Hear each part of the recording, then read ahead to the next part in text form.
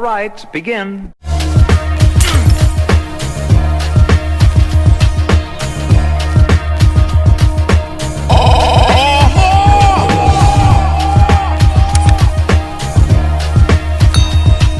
What's going on, YouTube, and welcome back to the channel. I hope you guys are having a great start to your morning. Let's go ahead and get down to business and talk about what's going on with Future's baby mom and Eliza Reign and Tory Lanez. So Tory and Eliza, they both reside in the state of Florida. So the two of them, I guess they wanted to hook up and see what was up between the two. And basically they went on a date, allegedly, right? Because they could have just linked up and just been kicking it. You know, sometimes we can get things misconstrued like a female and a man just can't kick it and be best friends. But it's what Tory actually tweeted out that makes you question the validity of it just being, you know, we're just hanging out versus an actual date.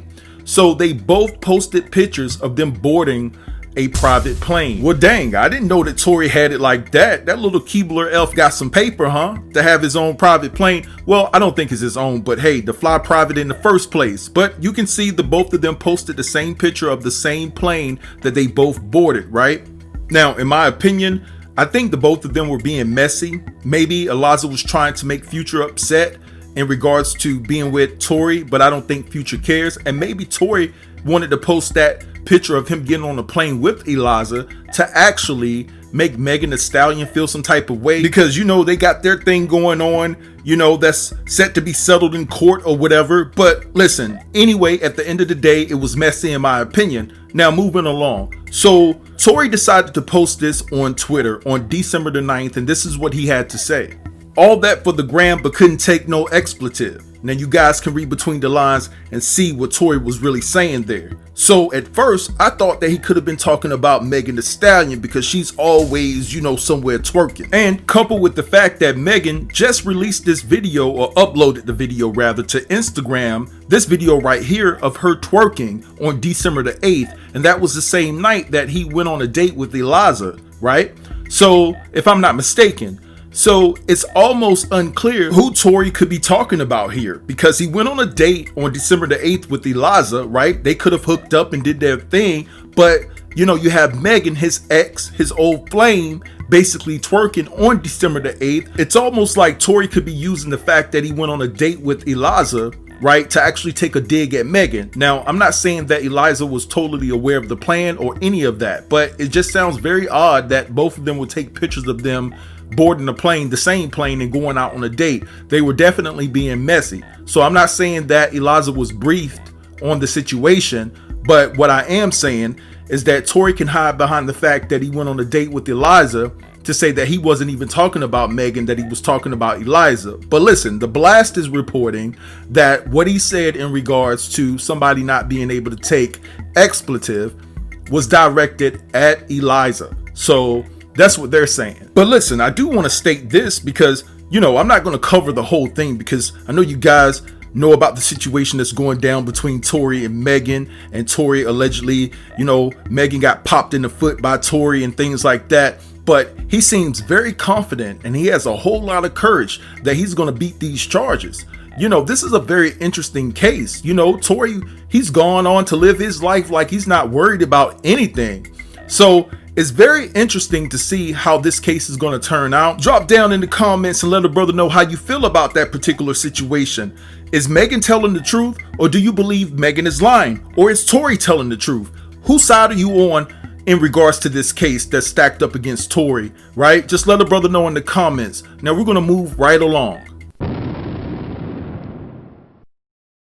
Alright, let's talk about your boy Big Perm, Big Worm. Faizon Love has been taking jabs at Jay-Z for quite some time now.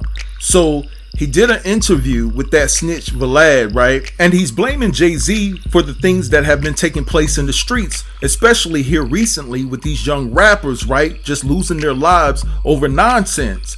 Now he also went off and said that Jay-Z is lying about everything that he's put in his music in the past, right? Saying that, you know, he was this big time kingpin and things of that nature, and Faizon Love is not here for it. He's basically saying that Jay-Z is lying and he's benefited off of his own community, you know, basically while he's on a yacht somewhere in Greece with Beyonce, And these young boys are trying to be like him, and basically they're losing their lives in the streets. I want you to check out this snippet, right, from Vlad, and then I'll be back to give you my assessment on the whole situation. You fast forward to 2020, and there's like a rapper getting killed every few weeks. Every week. Yeah. Because they don't understand. And I criticized him for it because it's kind of his fault. When Jay-Z creates this whole dealer lord, I'm a drug dealer, I'm a drug lord. These kids, and we got to do it too, to be like Jay-Z. Not knowing that this is all made up shit. Jay was involved No. Hold on. I interviewed D. Haven, who was his dealing partner. Right. No, not partner. He was the drug dealer. And Jay was with him. Jay was eating chips. Can you imagine Jay-Z fighting somebody in the streets? Somebody slap him, take his coke. What are you going to do? All right, y'all. So y'all heard what Faizon said, and I back him 1,000%. Although I wouldn't say that Jay-Z is alone. There's a plethora of rappers that have contributed negative things towards our community, right? Where you have these kids, our kids out here trying to be like them while they're hanging out in Beverly Hills, living in Calabasas and things of that nature, right? So Jay-Z, along with a whole lot of rappers, need to be held accountable. And I said this before, right? In a previous video.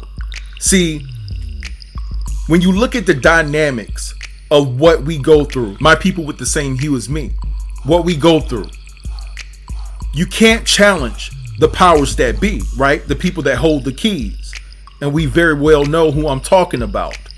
But they don't mind rappers going in the booth, putting out music that has a negative impact on our community, in our neighborhoods. They don't mind that because they're getting a pretty penny off of that type of music. You know, as I look at things now, as you mature and you get older and you start to see how stupid I was, specifically trying to prove to people that I was down, trying to prove to people that I was hip and things of that nature. And we look like complete fools running behind these rappers, trying to dress like them, trying to rap like them, trying to run the streets like them. And, you know, people on the other side are laughing at us saying, look at them. They got their pants sagging, all right? They got their hat turned to the back, gold in their mouth, chains around their neck. And we're capitalizing off of their downfall because basically the music that their people are making is going to affect their community in a negative manner. And they're laughing at us. They're laughing at us right now. They laughed at us for years. But we don't get it. And I'll say this, and I don't care who backs me. I don't care who supports my idea or not. I believe that we should ban gangsta rap. Gangsta rap needs to be banned. And I stand 10 toes down on my belief, right, that this music is affecting our children. And we need to save our children, you know, from all this negativity. You know, these rappers, they made some money, right? Put yourself through school, find another profession, right? We can't allow these rappers to keep pushing these false narratives like the streets is your only way out, because that's a lie. It's a lie, you know? And just think about if we took the gangster rap, you know, away. Say if gangster rap never existed. Don't you think that our community would be a lot further? A lot of people that are no longer here would be alive today. But gangster rap came into play. And we know that there are some other factors that come into play systemically. But let's talk about us right now, right? Gangster rap came into play. A lot of people lost their lives over a 3 or 4 minute song. And they were actually, those rappers were rapping about something that they'd never done in their lives. And that's a shame. So I think that we need to ban gangster rap. But I bet you it would be difficult. Not because of the people that are the same hue as me, you know, would definitely be against it. You know I would have some pushback. But the powers that be are going to push back on it because they make money off of us being silly, being stupid. They love it. They love it. Push that music out there.